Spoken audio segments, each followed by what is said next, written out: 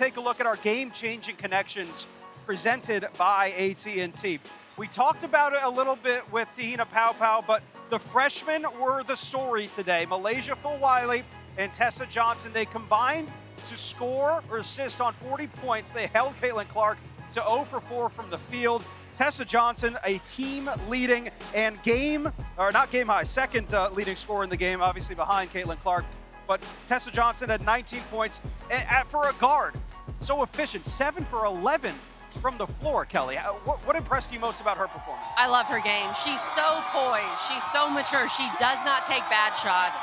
She has a feel for what South Carolina needs on a certain possession. And I know it's different because Carson was a senior, but she was almost the Jasmine Carson of this game. From last year's national title, the LSU win over Iowa, that player that comes off the bench that you're not really expecting to have 15, but they are the game breaker and they are the X factor.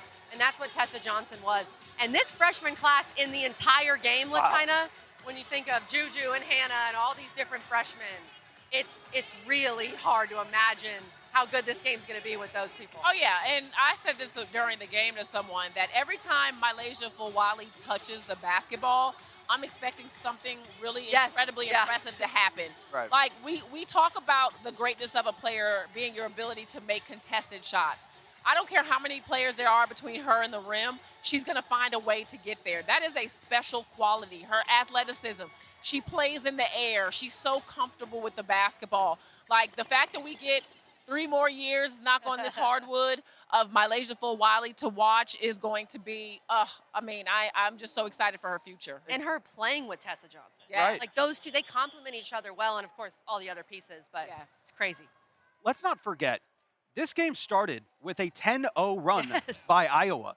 And oh, by the way, The first punch. South Carolina, this is a ridiculous stat. South Carolina is now 11-0 in games in which they have trailed by 10 or more points.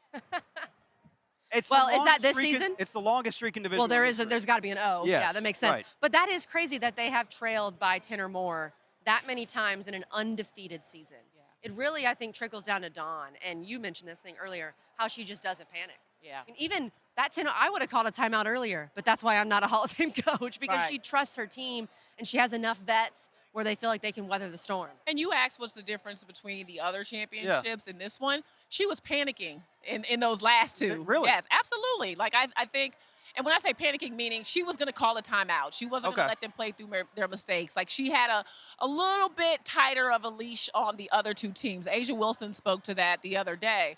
But now her demeanor is just so much more trusting of this group.